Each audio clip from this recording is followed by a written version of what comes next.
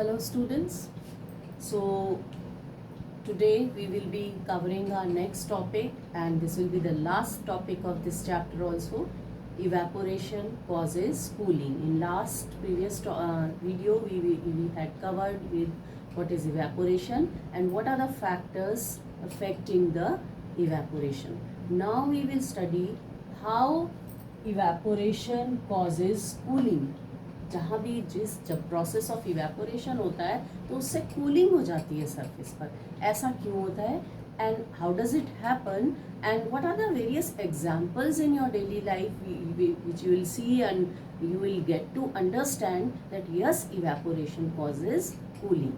So first of all we will get to know how does it happen, why evaporation causes cooling. Now I told you that evaporation is a surface phenomena, right? This is a surface phenomena. So few particles of water, few particles of liquid at the surface, they gain energy from the surrounding. क्या gain कर रहे हैं ये? Energy gain कर रहे हैं in order to break the forces of attraction, in order to overcome the loss of energy which is used up in evaporation.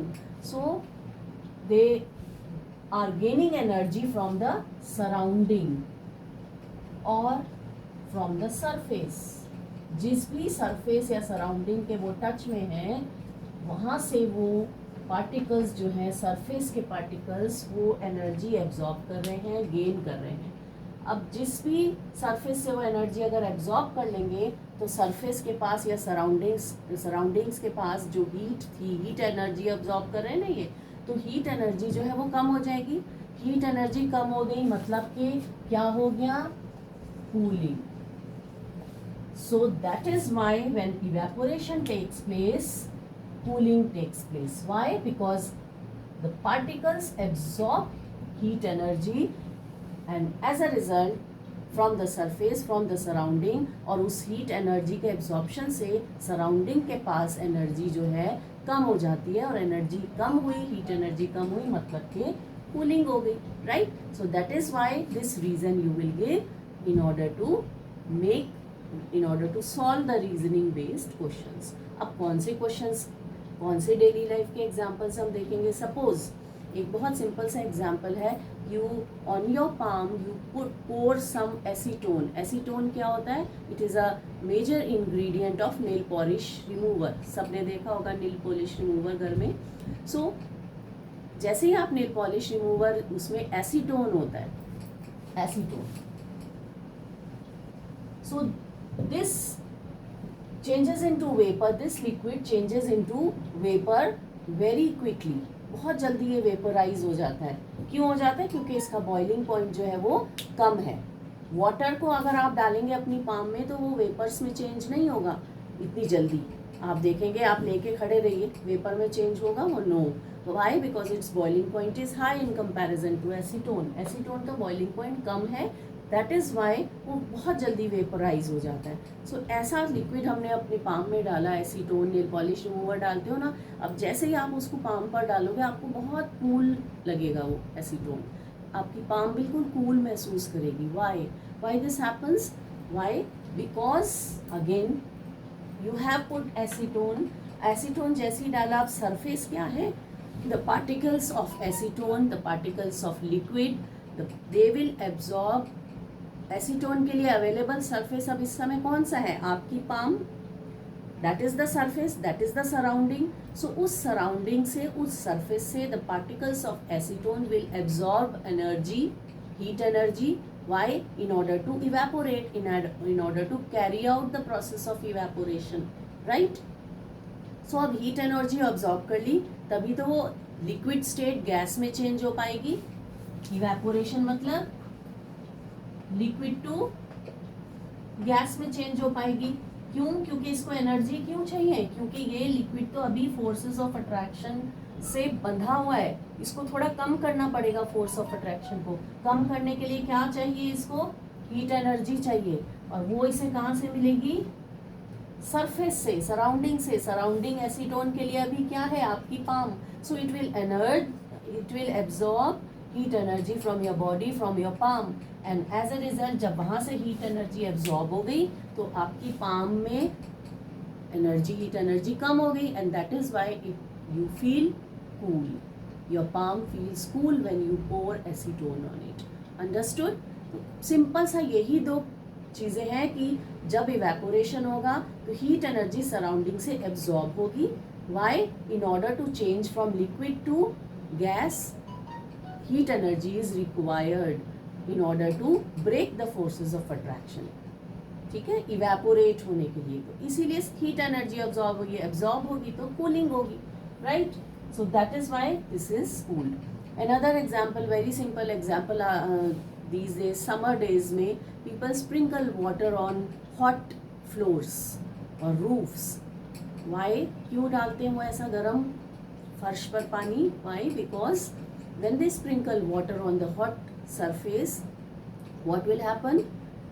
Particles of water at the surface, they have to evaporate, they will absorb large amount of heat from the water particles from the surface, उस floor पर से energy उस surrounding पर से absorb कर लेंगे, और कितनी एनर्जी एब्जॉर्ब करेंगे? As much as the latent heat of vaporisation of water, इतना एनर्जी एब्जॉर्ब करेंगे, एंड एज अ रिजल्ट जो सराउंडिंग है that will become cool, the floor becomes cool, right? Similarly another example in your daily life is why we should wear during summers cotton clothes. Why should we wear cotton clothes? में भी क्या होगा? Cotton is a good absorber of sweat. जब भी summers में या हमारी body का ये mechanism है, we perspire a lot during summers in order to feel cold. It is a natural mechanism of our body. तो ऐसा जब कॉटन आपने पहना तो वो कूलिंग इफेक्ट क्यों दे रहा है? Why? Because cotton already is a good absorber of water. अब क्या हुआ, कॉटन आपने पहना, उसने एब्जॉर्प्शन अच्छा है कॉटन के फाइबर्स का, उसने सारा जो पर्सपिरेशन था आपका उसको एब्जॉर्ब कर लिया, और उसको it exposes it to the surface. अब सरफेस उस कॉटन के लिए क्या है? आपकी बॉडी। आपकी बॉडी ने सराउंडिंग क्या है उस कॉटन क्लोथ्स के लिए? Your body. Surface is your body. So उस बॉडी से अब उसको इवेपोरेट होना है। इवेपोरेट होने के लिए उसको किस चीज़ की ज़रूरत है? हीट एनर्जी की ज़रूरत है। हीट एनर्जी कहाँ से लेगा? सराउंडिंग से। सराउंडिंग क्या है? आपकी बॉडी। तो उससे वो एब्जॉर्ब कर लेगा। It will absorb the heat energy from your body. Energy absorb होगी तो you will feel cool, cooling effect देगा। So that is why it is prescribed to wear cotton clothes during summer, because it absorbs more and it exposes it to the atmosphere. Absorption जो आपकी body से heat energy का होगा, that much about latent heat of vaporization, जितना वो absorption अच्छा होगा, and as a result cooling effect will be give more, right? Another example I'll tell you, when heat energy is lost during a process of evaporation process. Another process I'll give you example, like you take a glass tumbler और उसमें ice cold water डाल दीजिए या ice cubes डाल दीजिए, and after some time you will see small droplets of water at the outer surface of the glass. ऐसा क्यों हुआ? Why this happens?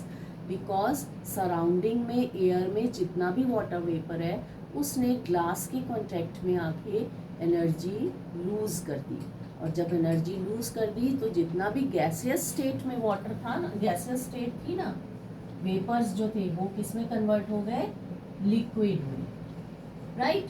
And this liquid is deposited at the outer surface of the glass. Small small droplets आपको दिखती है। आप cold drink डालिए glass में, chilled cold drink, आपको ऊपर यहाँ पर लिक्विड नजर आने लगेगा। वाई? बिकॉज जो एयर में वाटर वेपर है ना वो किस में कन्वर्ट हो जाती है? लिक्विड में, by losing energy after coming in contact with the chilled water, cold water, right? So these are few examples, daily life activities, daily life examples. बहुत सारे आपको और भी when we do question answer sessions उसमें आपको और भी मिलेंगे questions. So you just try to understand this topic of evaporation, and this finishes your chapter also. So till then, revise your lesson and try to absorb the main points of this lesson. So till then, thank you.